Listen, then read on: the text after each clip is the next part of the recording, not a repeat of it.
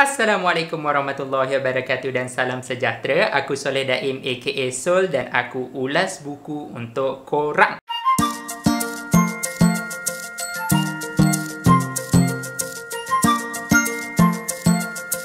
Dalam video kali ini, aku akan mengulas sebuah buku yang bertajuk Puteri Naga Tiberius, yang mana buku ini ditulis oleh Sri Rahayu Muhammad Yusof dan buku ini diterbitkan oleh Penerbit X yang merupakan badan penerbitan imprint kepada Rumah Penerbitan PTS. Okey, jadi sedikit sebanyak pasal buku ni. Buku ni merupakan buku fiksyen dalam genre fantasi, yang mana kita tahulah fantasi ni kan berbenda yang macam apa ni, imaginatif sikit punya penulisan kan. Jadi itulah dia genre buku ini. Okey, jadi tanpa kita membuang masa, mari kita pergi kepada sinopsis buku ini. Okey, buku ini mengisahkan tentang kemelut politik kerajaan Tiberius sambil dilengkapi dengan elemen-elemen fantasi macam bunian atau naga-naga ataupun haiwan-haiwan ajaib, dan tak kurang juga sihir-sihir, kuasa sakti dan sebagainya. Alah, benda yang macam fantasi kan, sebab buku ni pun memang dalam genre fantasi, dan dia berpusatkan oleh dua orang watak, iaitu Putera Basilius yang merupakan putera mahkota kerajaan Tiber, dan juga Sula yang merupakan seorang gadis pembuat racun ataupun gadis racun sendirilah. Okey, jadi sepanjang cerita ini berkembang, dua individu ini merupakan pusat ataupun titik fokus segala perkembangan cerita ini dari awal sampailah dia ke pengakhiran. Manakala dari segi konflik penceritaan pula, dia merupakan konflik penceritaan jenis manusia melawan manusia, yang mana dia ceritakan tentang seorang putera mahkota bernama Basilius ini, baginda dikhianati lalu dirampas tahtanya oleh individu lain dan kemudian baginda dihalau keluar. Okey, aku tahu mungkin kedengaran klise, sebab kalau kita rajin tengok cerita-cerita daripada Hollywood ke yang ada latar-latar masa dekat Eropah sana, kita akan dapati cerita-cerita yang jenis macam ni agak umum kan, iaitu putera raja dikhianati, lepas tu baginda melarikan diri, kemudian sepanjang baginda dibuangan, baginda mengumpul kekuatan untuk merampas kembali tahta baginda. Benda ni macam klise, betul tak? Tapi aku boleh katakan cerita dia menarik. Sebab apa? Okey, aku nak bagi korang faham. Aku sebut pasal analogi nasi lemak. Okey, nasi lemak, kita semua tahu kan, nasi lemak mengandungi nasi yang masak santan tu, dan kemudian sambal, lepas tu ikan bilis, kacang, mungkin ada yang ada telur, lepas tu ada timun dan beberapa elemen yang lain lah sebagai tambahan. Okey, itu asas nasi lemak, kebanyakan kita semua dah tahu. Tapi pernah tak kita berada dalam satu situasi yang mana kita suka sejenis nasi lemak ni yang diperbuat daripada kedai tertentu? Bukan semua nasi lemak kita suka. Kita suka yang ni, yang spesifik daripada orang ni buat. Sebab apa? Sebab sambal dia sedap, ataupun mungkin sebab dia punya ikan bilis tu garing, ataupun mungkin sebab dia punya telur dia tu istimewa berbanding telur-telur yang lain. Okey, senang cakap, dia nasi lemak juga, tapi dia punya keunikan dekat elemen-elemen tertentu tu menyebabkan dia menjadi nasi lemak yang kita gemari.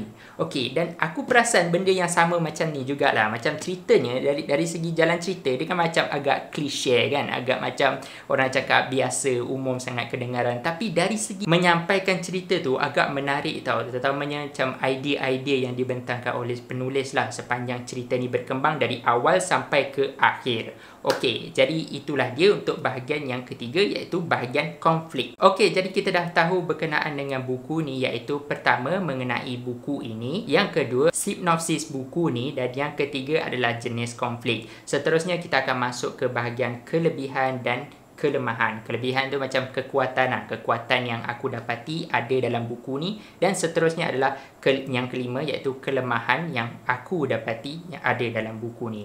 Okey, kita pergi ke bahagian kelebihan, iaitu kekuatan buku ini. Aku nak katakan ada 4 lah kekuatan yang aku secara peribadi jumpa dalam buku ni, iaitu kekuatan yang pertama adalah binaan semesta yang mengagumkan dibuat oleh penulis. Okey, aku dapati buku ni, dia punya dunia dalam cerita buku ni, dunia tu macam lebih-lebih kurang je dengan dunia kita, tapi dia ada unsur-unsur fantasi lain dan tak kurang juga penulis menyelitkan sekali sejarah-sejarah yang berada dalam dunia tersebut, menyebabkan kalau kita baca buku ni, bila kita hayati sejarah-sejarah dia ataupun kita dengar kisah-kisah dahulu kala buku ni, kita rasa macam seolah-olah berada dalam dunia buku ni. Aku rasa macam tu. Dan lagi-lagi dari segi macam mana penulis kembangkan binaan semesta ini dari sudut pandang masyarakat. Macam dia ceritakan ada beberapa jenis masyarakat dan masyarakatnya macam mana, kalau masyarakat ini macam mana, lepas tu sistem hierarki mereka. Disebabkan perincian-perincian macam ni lah, aku boleh katakan binaan semesta dalam buku ni sangat menarik sebab aku rasa jelas, dan bila aku rasa jelas, aku rasa seolah-olah aku boleh berada dan bayangkan diri aku dalam dunia tersebut. Okey, jadi itulah kekuatan yang pertama. Kekuatan yang kedua iaitu idea. Okey, aku rasa idea dalam cerita ni menarik lah. Yang macam aku sebutkan tadi, cerita dia mungkin agak klise kan, iaitu putera mahkota yang dikhianati, lepas tu baginda hidup dalam buangan, kemudian baginda mengumpul kekuatan merampas kembali tahta.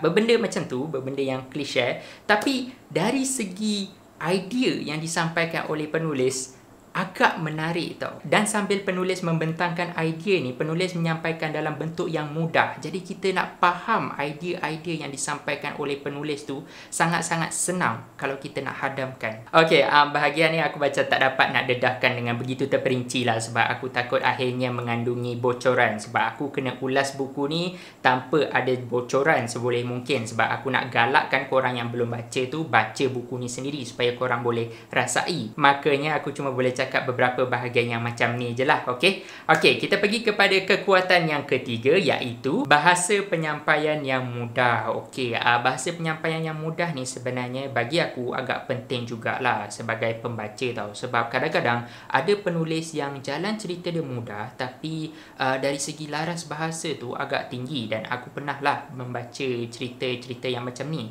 Dan bila baca cerita-cerita yang macam ni, dia macam agak alami kesukaran sikit lah dalam kita nak memahami plot, sampai ke tahap kita terpaksa bergantung kepada sumber yang ketiga bagi nak menjelaskan cerita tersebut. Senang cakap, kita tak dapat nak rasai lah, kita tak dapat nak nikmati sendiri macam mana rasanya seronok faham cerita itu tanpa kita pergi ke sumber rujukan yang ketiga. Okey, jadi sebab itulah aku katakan laras bahasa yang mudah ini sangat penting dalam kita menulis lah. Terutama sekali kalau kita sasarkan jenis pembaca yang tertentu lah macam tu. Walaupun dari segi bahasanya mudah, tapi kalau kita bacakan, kita boleh rasa tau ada getaran-getaran atau orang panggil vibe.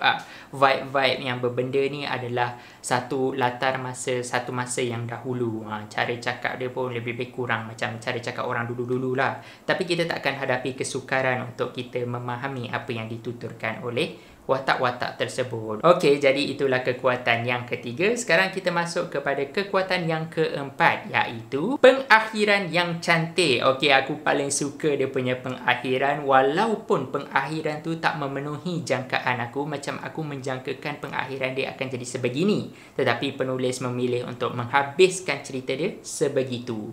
Okey, dan aku dapati walaupun tak memenuhi pengakhiran yang aku hendakkan, tetapi bagi aku pengakhiran dia begitu cantik tau. Sebab macam aku bagi contoh lah, katakanlah contoh, kalau korang dah layan manga Attack on Titan dari awal betul-betul episod pertama sampailah episod yang terakhir yang ditulis oleh Hajime Isayama, korang dapati pengakhiran dia tu sebenarnya adalah pengakhiran yang paling logik dengan cerita tersebut. Okey, memanglah aku bila baca yang tu, aku ada jangkaan aku macam mana dia sepatutnya berakhir, dan aku ada harapan aku sendiri macam mana ia sepatutnya berakhir. Sekali mangaka tersebut menamatkan dengan jenis penamat yang cantik, yang realistik dan berkenaan dengan cerita tersebut. Dan begitulah yang aku dapati persamaan dalam buku ini, iaitu aku ada harapan dan jangkaan tertentu, tetapi bila aku baca penulis habiskan dengan cara macam tu, cara yang lain lah. Maksud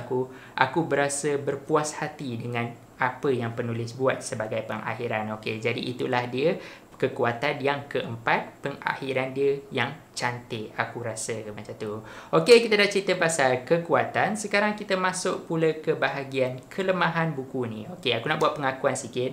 Aku nyatakan kelemahan ni bukanlah sebab aku nak cakap aku lebih baik berbanding penulis. Tak. Aku pun tak pernah tulis apa-apa kan. Dan aku pun secara peribadi, aku kurang gemar nak nyatakan apa kelemahan-kelemahan dalam karya-karya tertentu. Sebab aku macam rasa kadang-kadang aku ni tak layak lah. Jadi, apa pun yang aku cakap pasal kelemahan ni, tak lain tak bukan adalah pendapat aku sendiri. Jadi kalau Kak Rahayu tengok video ni, saya cuma nak cakap kelemahan-kelemahan ni adalah apa yang saya fikirkan dan apa yang saya pandang sebagai seorang pembaca. Kadang-kadang tak semestinya apa yang saya nyatakan ni tepat. Boleh jadi apa yang saya nyatakan ni kurang. Maka kalau ada yang bermanfaat tu ambillah. Kalau ada yang macam tak ada kaitan, tak relevan ke, tinggalkan je lah. Okey, dah selesai bab pengakuan. Okey, jadi kita masuk ke bahagian kelemahan buku ini. Okey, kelemahan yang aku dapati. Yang pertama, interaksi watak yang agak kaku. Okey, dari segi bahasa tu dia dah bagus tau. Bahasa dia tu memang dah ada perlambangan orang-orang dulu bercakap kan. Tetapi entah kenapa, aku bila baca interaksi watak tu, aku macam rasa agak janggal, agak kaku lah. Aku rasa macam tu. Benda ni kan, aku nak terangkan pun agak susah tau macam mana. Tapi yang penting bila aku baca cara watak tu berinteraksi sesama watak, agak kaku di situ. Dan kadang-kadang macam bila ada aku baca buku-buku lain, aku dengar perbualan antara watak, bukan dengar, baca, silap. Aku dapat rasakan yang watak-watak ni hidup tau. Dan kadang-kadang ada beberapa garisan-garisan perbualan tu yang aku akan baca sekali lagi sebab aku tertangkap dengan dialog-dialog mereka. Macam dari segi perkataan ke, ataupun dari segi isi kandungan yang dibualkan ke. Tetapi bila aku baca buku Puteri Naga Tiberius ni, aku macam kurang jumpa lah benda yang macam tu. Jadi aku boleh katakan pada pandangan aku, dari segi interaksi watak tu macam kurang hidup, agak kaku lah. Mungkin kalau penulis boleh menyelitkan elemen-elemen emosi ataupun ketegangan-ketegangan tertentu macam bertikam lidah ke, dalam tu mungkin aku rasa akan okey lah. Ini pandangan aku. Okey, jadi itu yang pertama. Kita pergi kepada kelemahan yang kedua, iaitu perkembangan karakter yang kurang dari segi emosi. Okey, perkembangan karakter ni kan macam mana karakter tu dari individu A, tetapi pada penghujung cerita ataupun sepanjang cerita ini berlangsung, individu A tersebut bertukar menjadi individu yang lain, individu yang tak sama. Okey, itu maksud perkembangan karakter. Dan aku dapati karakter-karakter ini bila aku baca, aku macam agak kurang. Aku rasa agak kurang lah dari segi macam mana mereka mempamerkan emosi. Mempamerkan emosi ni dia tak semestinya dengan perkataan. Kadang-kadang dia boleh jadi tingkah laku dengan perbuatan. Jadi menyebabkan aku tak dapat nak mengenali dengan lebih dalam karakter-karakter tersebut disebabkan kurangnya perkembangan dari sudut emosi. Ini apa yang aku perasan lah sebagai pembaca. Okey, itu untuk kelemahan yang kedua. Sekarang kita pergi ke kelemahan yang ketiga, iaitu aku rasa macam kurang perincian dekat babak-babak yang menarik. Okey, babak-babak menarik ni macam bagi aku sepatutnya kalau dirincikan, diceritakan dengan lebih teliti, dia akan jadi lebih menarik tau. Macam contoh lebih tegang ke, lebih mendebarkan ke, atau lebih mengasyikkan ke, macam tu. Tapi sayangnya perincian tu agak kurang, menyebabkan bila aku baca je aku rasa macam alah sayangnya benda tu. Okey, aku ambil contoh lah. Aku minta maaf ya, aku terpaksa dedahkan sikit lah kandungannya. Aku bagi contoh macam contohnya pertarungan Imrah Hilin antara watak A dengan watak B. Aku tak naklah sebut apa benda tu, takut nanti bocorkan pula. Okey, pertarungan tu, aku rasa pertarungan tu boleh jadi epik dan sangat mendebarkan dan sangat menyeronokkan. Tetapi dari segi penulis tu terangkan macam aku rasa kurang terperinci lah. Jadi bila baca tu lah macam tu je Padahal babak ni menarik ni bagi aku lah. Aku macam contoh nak cadangkan dari segi perincian tu, macam contohkan pertarungan kan. Orang-orang dulu lawan pakai pedangan. Mungkin penulis boleh menggunakan beberapa adegan macam merincikan dia macam mana mereka bertarung ke, menunjukkan betapa tegangnya situasi tersebut. Macam contoh apabila dia berhadapan dengan lawannya, ulu pedangnya mula digenggam dengan erat, lalu dia berlari ke arah musuhnya dan mula melibaskan mula melibaskan pedang dan musuhnya menangkis pedang tersebut. Terhasillah bunyi dentingan. Keting! Macam tu kan kalau kan lawan kan. Lepas tu mula menikam. Waktu menikam menjurus tikaman tersebut, mengelak. Macam ayat-ayat macam tu yang macam bersifat deskriptif, kita menerangkan bahagian tu. Aku rasa kalau penulis boleh terangkan dengan teliti benda tu, akan jadi menarik tau. Tapi sayangnya agak kurang lah. Ini apa yang aku perasan. Jadi agak sayang lah. Dan sama juga dengan adegan perang. Adegan perang tu pun bagi aku macam kurang perincian. Jadi agak sayang kat situ. Itulah sebabnya aku nyatakan dia sebagai kelemahan. Okey, jadi itu untuk kelemahan yang ketiga. Sekarang kita pergi kepada kelemahan yang keempat, iaitu agak tergesa-gesa untuk dihabiskan.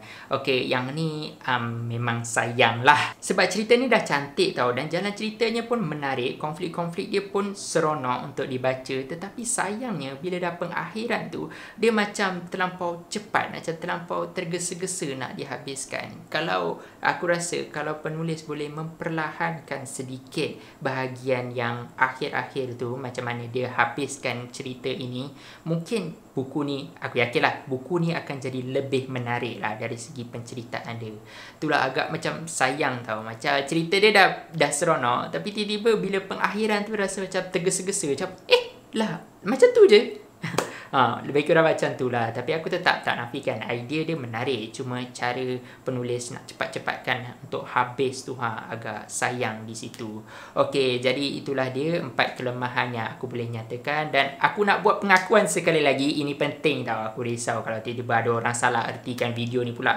Okey, aku bukanlah nak kata aku ni hebat, aku ni handal. Tetapi aku ni tak lain tak bukan hanyalah pembaca yang mengongsikan pandangan aku sebagai pembaca. Okey, jadi kelemahan-kelemahan ni pun yang aku nyatakan pun tak semestinya tepat. Boleh jadi penulis ada penjelasan tersendiri kenapa penulis buat macam tu kan. Dan mungkin ini juga adalah kelemahan diri aku yang mungkin aku ni tak berapa pandai atau aku tak berapa serasi dengan cara jenis-jenis penulisan fiction fantasi itu ditulis. Okey, jadi marilah kita pergi ke pengakhiran video ini, iaitu aku memberi rating kepada buku ini. Okey, kalau aku boleh bagi daripada 5 bintang, aku akan beri 4 daripada 5 bintang. Sebab aku suka sangat buku ni dan aku suka cara-cara penulis menceritakan buku ni. Aku membaca tu memang aku menikmatilah bacaan buku ni. Dan aku sangat-sangat galakkan korang yang belum pernah baca buku ni supaya baca buku ni. Okey, terutamanya korang-korang yang jenis peminat fantasi dan korang nak rasa macam jenis-jenis fantasi daripada tanah air,